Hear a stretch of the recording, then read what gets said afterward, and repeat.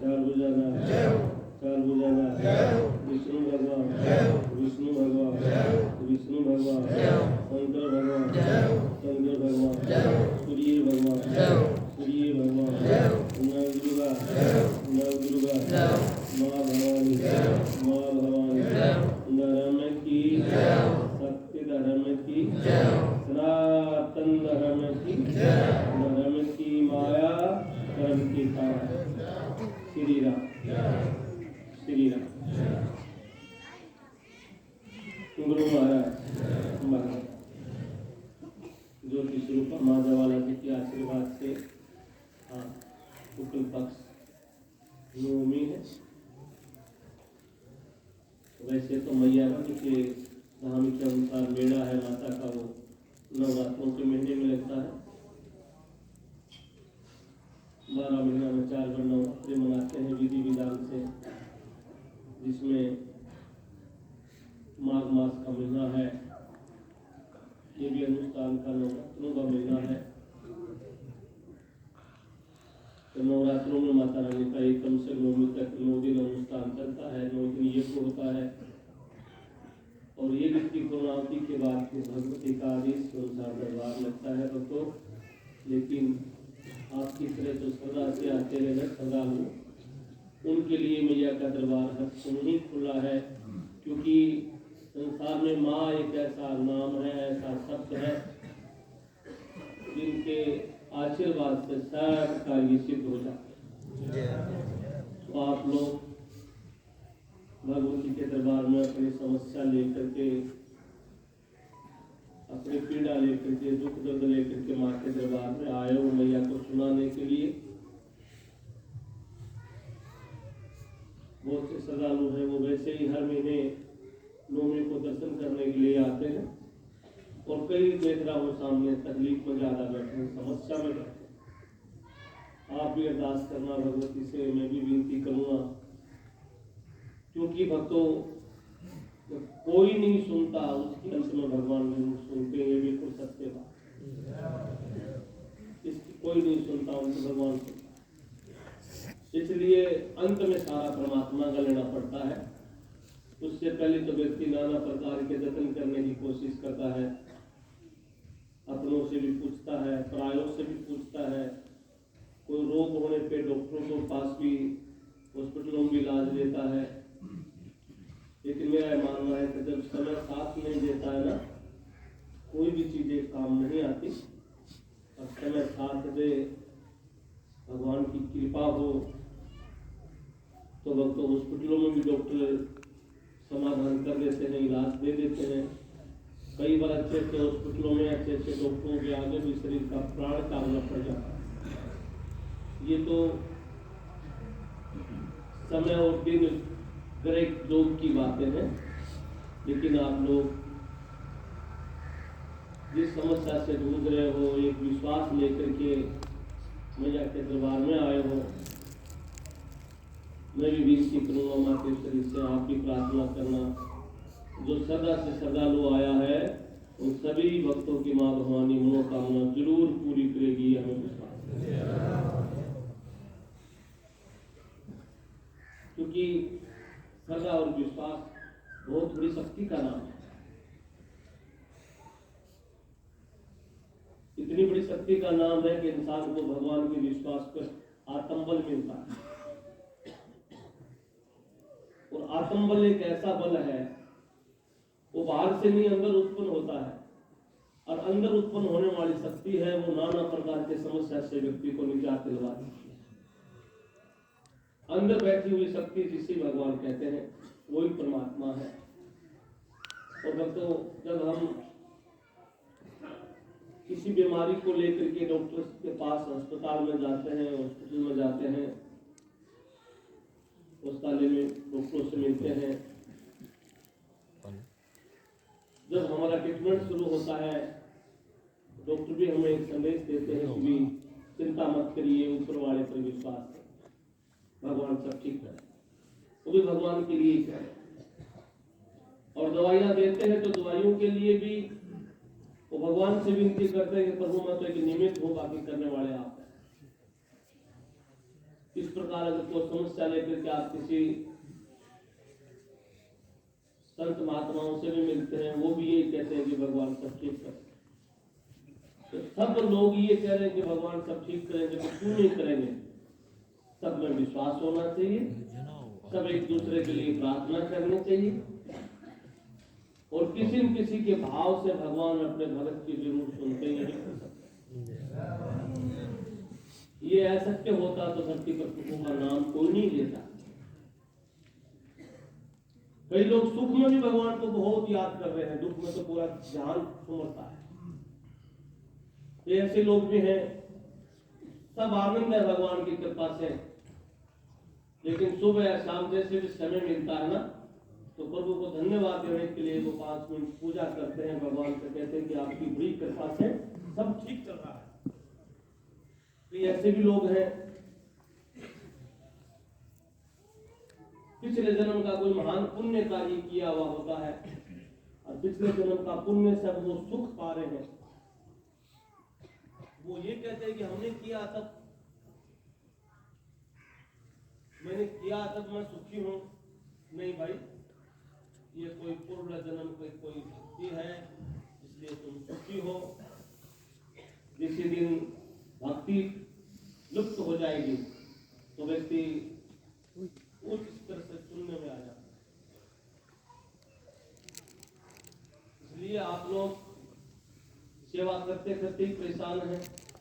फिर आप लोग ऐसे लोगों को भी जानते होंगे, वो कुछ भी नहीं कर रहे फिर भी सुख भोग रहे हैं। ये आपके भी मन में प्रश्न उठ रहा होगा कि महाराज जी, ये तो हम तो पूजा भी करते हैं, तकलीफ में। कई ऐसे लोगों को आप जानते भी होंगे कि कुछ नहीं करते, बड़ा आनंद ले रहे हैं। ये आपको भी शंका हो रही होगी। यही शंका उस महाभारत घोर युद्ध के अंदर भगवान कृष्ण को अर्जुन भी कहते हैं कि जब हम 5 भाई और मेरी माता, हम सब गुरु को मानने वाले हैं, धर्म पुण्य को मानने वाले हैं, गाय चराते हैं, हम धाम में जाए वहां मैया का दरबार बना करके हम पूजा करते हैं, फिर भी हम तकलीफ। भगवान श्री कृष्ण बड़े मुस्कुरा करके क्या कहते हैं, अर्जुन धरती पर ये भी तो भक्तों की तो परीक्षा है। ये भगत और जगत का क्या पता चलता है कि भगत में, संसार में, जगत में भगत आया है क्या? कई बार जब किसी नए जीवन की शुरुआत होती है तो भगवान कुछ नई चीज अपने से करवाते हैं। भक्तों, अर्जुन को भी शंका थी कि प्रभु हम सब कुछ करके भी तकलीफ में, लेकिन भक्तों उस महाघोर युद्ध में उन पांडवों के रथ को हाँकने वाला वो भगवान कृष्ण स्वयं चढ़ गया था उनकी भक्ति को देखकर। इस प्रकार हमारे सब की जो गृहस्थी जो गाड़ी है ना, ये चल रही है, इस पर भगवान पर विश्वास करेंगे, कर्म आपको करना। श्री कृष्ण ने अर्जुन को भी यही उपदेश दिया था कि तू कर्म कर, बाकी छोड़, मैं तेरी मदद करूं। उन्होंने ये नहीं कहा कि तू बैठ मैं लड़ूंगा, नहीं, उन्होंने कहा कि मार्ग में बताऊंगा चलना। अब तो अर्जुन और कृष्ण जैसी तो जोड़ी आप में आपकी हो नहीं सकती। हो सकता है उससे अच्छी भी हो जाए, वो आपकी भक्ति है, लेकिन वो उस कृष्ण और अर्जुन की दोनों की समाज की बात है। अर्जुन को कृष्ण कहते हैं कि मैं तो केवल रास्ता बताऊंगा, चलना। जहां तुझे नहीं समझ में आए तो इस रथ को मैं हाँकूंगा, ले जाऊंगा, आगे कर्म की विजय आपको बतानी है। इस प्रकार भी हमारी गृहस्थी, सबकी गृहस्थी जिंदगी है भक्तों। कई बार हमें सब कुछ अच्छा करते करते ही समझ में नहीं आता कभी हमें क्या करना है। और जब हमारा गृहस्थी रथ रुक जाता है ना, तो अपने भी दूर हो जाते हैं। अगर हम भक्ति के मार्ग पर जाए तो भी परिवार मना कर देता है, तो तुम पूजा करते करते तकलीफ पा रहे हो, क्यों कर रहे हो? तो भगवान को याद करते हुए दुख पा रहे हो, क्यों कर रहे हो? टोकने वाले भी हजारों मिले, रोकने वाले भी अपने ही मिले, फिर भी जो बंदा रोक और टोक से नहीं रुक करके और तू ही सत्य है ये शब्द के साथ आगे चलता है, तो एक दिन वो भी एक बहुत सुंदर बागों में एक बहुत सुंदर पुष्प की तरह खिलने लग जाता है। ये बात मैं इसलिए आपको कहना चाह रहा हूँ कि हम लगभग गृहस्थी बैठे हैं और प्रत्येक घर में किसी न किसी बात को लेकर के समस्या चल रही है। तो भैया कलयुग का प्रकोप नहीं, ये तो समय का प्रकोप। कलयुग तो अपनी कला के साथ चल रहा है। समय की हजारों सूर्यों की तरह बड़ी तेज गति है। इस गति पर मन को मत चढ़ने देना, मैया का संदेश है। जो समस्या लेकर के आप भगवती के दरबार में आए हो, ये समस्या जरूरी नहीं कि ये समस्या किसी को बर्बाद करने के लिए आई है ना।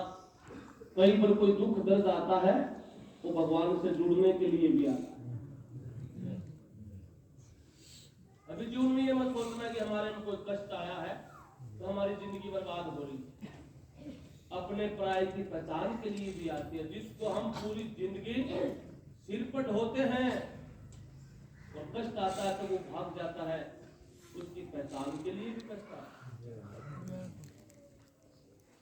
जिनके कारण हम अपनों का त्याग कर देते हैं, उसकी परीक्षा के लिए भी तो कष्ट आता है। जिस शरीर पर हमें अपने आप को घमंड होता है कि हम चाहे सो कर दे, लेकिन जिस शरीर पर कष्ट आ जाए तो पानी का लोटा हाथ से नहीं उठता, इसकी भी पहचान है। सुख दुख सभी बर्बाद होने के लिए नहीं आते। कई बार सुख है वो जरूर बर्बाद कर देता है, दुख बर्बाद नहीं करता भगत को, क्योंकि भगत में दुख आए तो चिंता भगवान को होती है। और उसका नाम लेते हुए कोई बर्बाद होता है ना, तो वो चिंता श्री हरि को इसलिए होती है कि धरती धरा पर फिर सब लोग नास्तिक बन जाएंगे। तो उसका नाम लेते लेते कोई बर्बाद होगा तो उसकी चिंता बढ़ेगी। ये भगत को चिंता नहीं करना है, भगत को चिंतन करना है, कर्म करना है, प्रभु पर विश्वास करना है, पारिवारिक परंपरा से चलना है, सामाजिक रीति नीति से रहना है और मानव की तरह घर से निकलना है। सब तीर्थ आपके साथ अपने आप में जुड़ जाएंगे। भगवती का संदेश।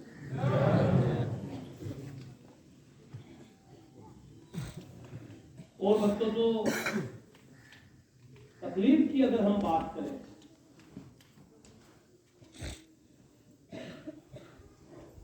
कई बार मैं बहुत से लोगों को देखता हूँ, क्योंकि अब तो मणमास का महीना है। ये महीना मणमास में आप सबको मालूम है कि मांगलिक कार्य वर्जित होते हैं। शुभ कार्य नहीं, केवल धर्म के कार्य होते हैं मणमास में। मकर संक्रांति तक ये मणमास का महीना चलता है और सर्दी का भी महीना है। और मणमास में कई देवताओं के देवियों के आदेश है, वो सभा के दौरान नहीं होते, इसलिए ये महीना है वो हमेशा ही भगवती के आदेश के अनुसार संदेश देते हैं। हम लोग नवरात्रों में मेला लगता है, लेकिन आने वाले भगत कभी भी आए, शब्द भगवती के आदेश से होता है। यहाँ पे जिन शब्द से आने वाले का भला भी होता है, ज्ञान भी होता है, मार्ग भी मिलता है। शब्द के अनुसार मैं आपको जरूर कहना चाहूंगा कि आजकल ऐसे ऐसे रोग बढ़ रहे हैं, डॉक्टरों की तो समझ में नहीं आ रहे। मैं आपको ऐसे ऐसे महामारियां आ रही हैं, उस महामारियों में बहुत से लोग चले जाते हैं, उसके बाद में पता लगता होगा कोई कि ये समस्या का निजाम ये था। इसलिए भगवती का संदेश आप सबके लिए कि सबसे सुंदर सुख है अपने को कि परिवार का, हम सब का, सब अपनों का शरीर निरोगा चाहिए। शरीर में कोई रोग नहीं हो, और शरीर में रोग नहीं हो तो शरीर का रोग कोई जादू मंत्र से नहीं मिटता। शरीर का रोग इसी शरीर को इस प्रकृति से जोड़ने से मिटता। तो प्रकृति से शरीर नहीं जुड़ेगा तो आप रोगी और सोगी और भोगी तीनों बन जाओ। और प्रकृति से अगर हम जुड़े तो आधी से ज्यादा समस्या तो प्रकृति, ये धरती माता ही आपकी दूर कर। ये बात कहोगे महाराज प्रकृति से हम कैसे जुड़े, कोई तरीका बताओ। आप मनुष्य तो किसकी मानोगे नहीं, या तो आप उसकी मानोगे जो आपको डराए। मैं यहाँ डरा तो सकता नहीं क्योंकि मैं चीजों पे विश्वास नहीं करता। किसी को भय दे करके भगवान स्वीकार नहीं कराया जाता, किसी को प्रेम से परमात्मा से जोड़ा जाता। मैं आपको भय दे दूं, मैं भय नहीं देता यहाँ से। मैं हमेशा व्यक्ति को भय मुक्त करता हूँ। इंसान निडर बनो, भयभीत न हो। प्रेम में किसी को भय, कई बार दादी और नानी और माँ दे देती है ना भय। किसी बच्चे को कह देती सो जा, हाउ आ जाएगा। हाउ देखा जिसने ना, लेकिन वो हाउ आ जाएगा इस बात पर बता हो जाए। तो ये हाउ वाली बात है, ये तो दादी नानी डराती आई रही है। गुरुओं का काम नहीं है भगत को शब्दों से डराना, गुरुओं का काम है भक्तों को शब्दों से जोड़ करके परमात्मा से जोड़ और प्रकृति से जोड़। तो आप मनुष्य की तो कलयुग में कोई माने या नहीं माने, प्रकृति की सीखना है इसी युग में, परिंदों से सीख। ये मैया का नया संदेश है। परिंदे समझते हो ना, पक्षियों से सीखो। कितने बजे उठते हैं, और पक्षियों को आपने देखा होगा कई बार धरती के अंदर नहा लेते हैं, मिट्टी अपने पैरों पे शरीर पर डालते हैं। देखा ना पर ऐसे नहाते हुए। जैसे कई 50 साल की ऊपर की उम्र के बच्चे भगत बैठे हैं, वो मिट्टी में खेलते थे, तो 50 साल तक उनको चिंता ही नहीं थी कि रोग भी होगा गया। और 3-3 साल के बच्चों के चर्म रोग हो गया, 3-3, 4-4 साल के बच्चों के कोई ऐसी बीमारियां हो रही है। कारण कि हमने ये बाहर से बिकने वाला प्रोडक्ट है, इस पर विश्वास कर। अच्छा शैम्पू लगा के नहाना, मिट्टी में नहीं बैठने देना, माँ का दूध नहीं देना,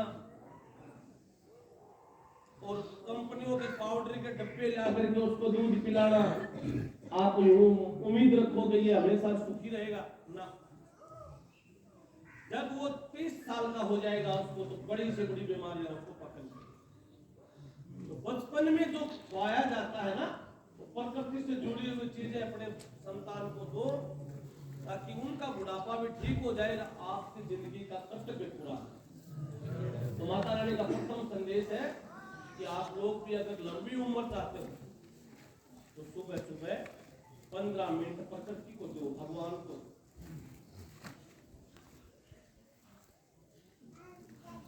15 मिनट अगर प्रकृति को आप देंगे, घूमना फिरना या अपना घर में भी कुछ करना, तो आपका शरीर निरोगा है।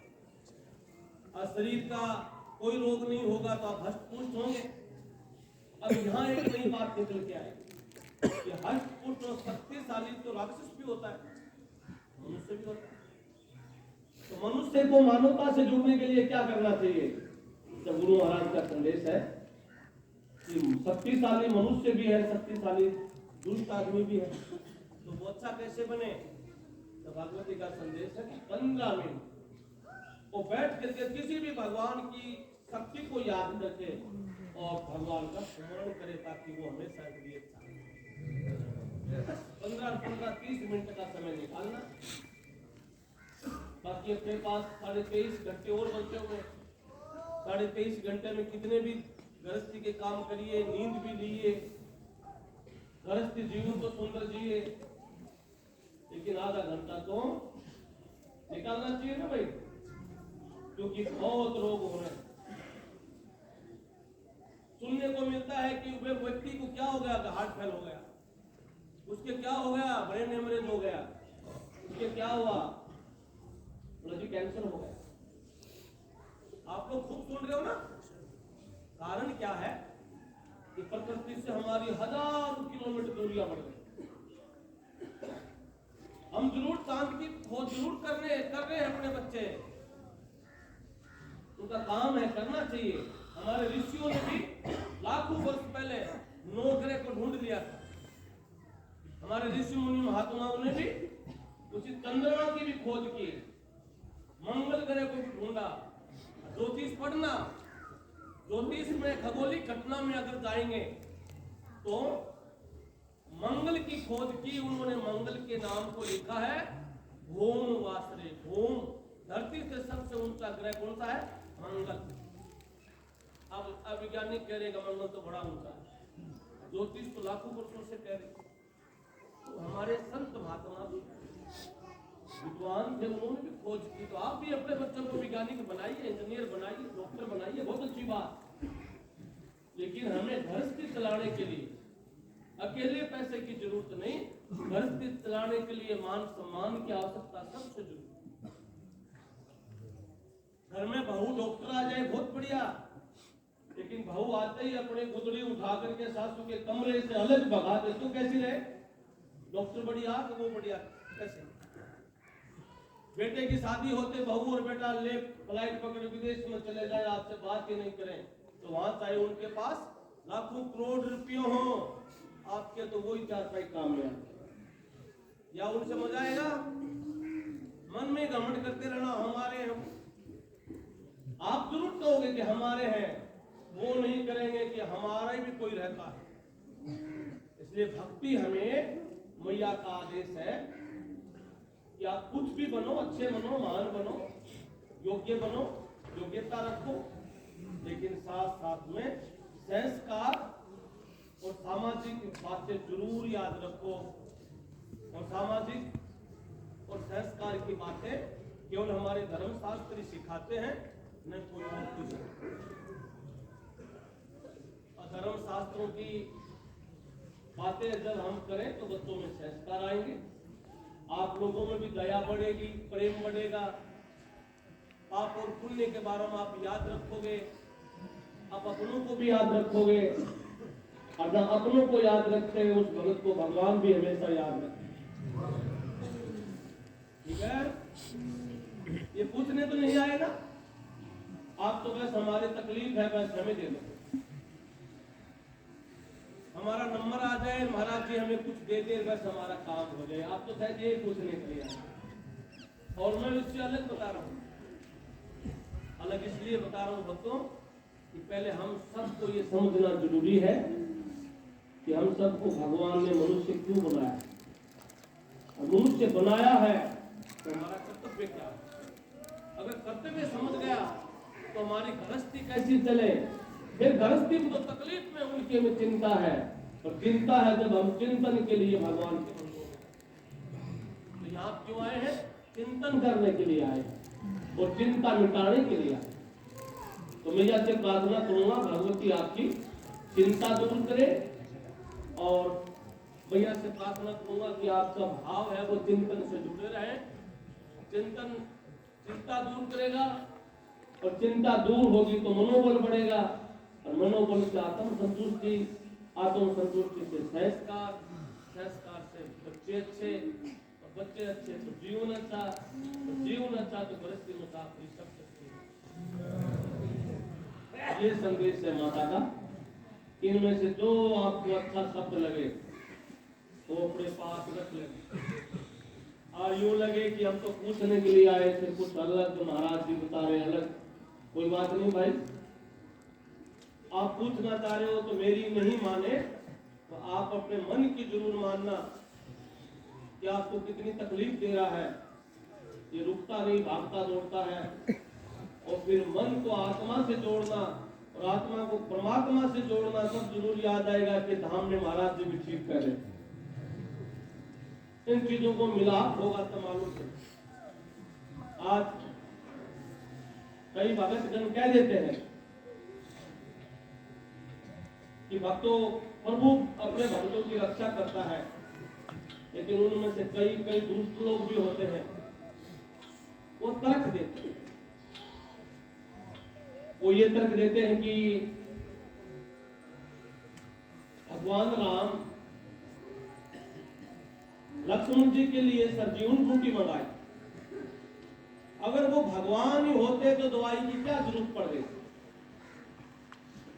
वहीं से ही मिट्टी उठाते लक्ष्मण जी को लगा देते, वो खड़े हो जाते। संत कहते हैं कि भगवान राम ने इसलिए लीला नहीं रचाई, वर्तमान की लीला नहीं थी, वो भविष्य की लीला। उस समय में श्री राम मिट्टी उठा करके लक्ष्मण जी को लगा करके ठीक कर देते, तो आज लाखों पाखंडी और हो जाते। वो कहते हैं कि राम ने जो मंत्र पढ़ा था वो हमें भी आता है, और उसी मरीज को अपने पास रोक के दाढ़ा फूंक करते रहते। लेकिन राम ने उसी समय में किसी तांत्रिक को नहीं बुलाया, उसी समय में भगवान राम ने कोई दाढ़ा फूंक नहीं करवाया। उसी समय राम ने सभा में पूछा कि कोई वैद्य है क्या, तो वैद्य को बुलाया, जिसको तीनों लोक दिखता है। तो वैद्य पूछने की क्या जरूरत थी कि वहां मानवता की पहचान होनी जरूरी है कि रावण का भाई भविष्य उसी सभा में था, तो मानवता की पहचान थी। भविष्य ने कहा कि हमारी लंका में हनुमान जी आए, तो सजीवन बूटी आई, लक्ष्मण जी बचे, तो हमारे तुलसीदास जी ने भक्ति में साथ में जोड़ दिया। और संत कहेंगे कि आप कट जाएगा, कैसे कटेगा, हनुमान चालीसा पढ़ो। तो हनुमान चालीसा में क्यों पढ़ाया जाता है कि हनुमान चालीसा में भी गोस्वामी तुलसीदास जी ने जिक्र किया है दवाई का, लाए सजीवन लखन जिया। देखो लक्ष्मण जी मूर्छित हुए तो हनुमान जी सरजीवन लाए। इसलिए आपको भी कोई बीमारी है, खान पान से, रहन सहन से, तो सुधार करो। बीमार है तो दवाइयां लो, और दवाइयां लेते लेते ठीक नहीं हो रहे हो तो भूत 50 निकट नहीं आवे तो फिर, अगर दवाइयों का रोग नहीं है, वैसे को रोग पड़ रहा है किसी संकट के कारण, तो फिर उसको याद करो, कोई निकट नहीं आएगा, वो छोटी की बात है। ये सारा उस पाठ का।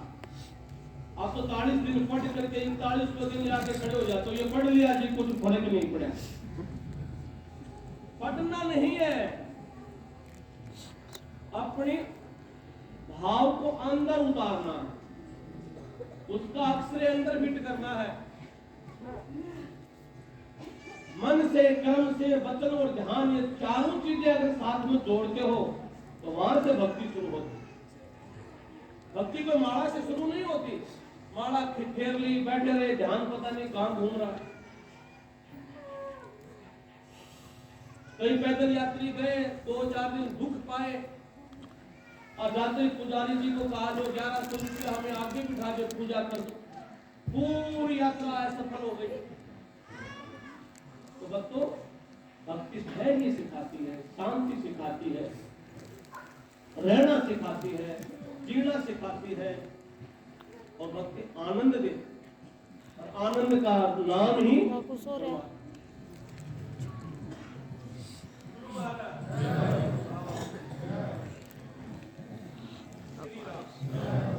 ये संदेश है माता श्री का जो हमने आपको बताया है। आप काफी हमारे श्रद्धालु बैठे हैं।